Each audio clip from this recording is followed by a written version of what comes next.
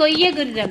చల్ చల్ గుర్రం చలాకి గుర్రం, కొయ్యతో చేసిన గజ్జెల గుర్రం. చల్ చల్ గుర్రం చలాకి గుర్రం, కొయ్యతో చేసిన గజ్జెల గుర్రం. మువ్వలు మెడలో ముద్దుగా కట్టి, రంగుల హంగులు సింగారించి, వీపుకు జీను సాపుగా వేసి, వదిలేస్తే సరి పరుగెడు గుర్రం.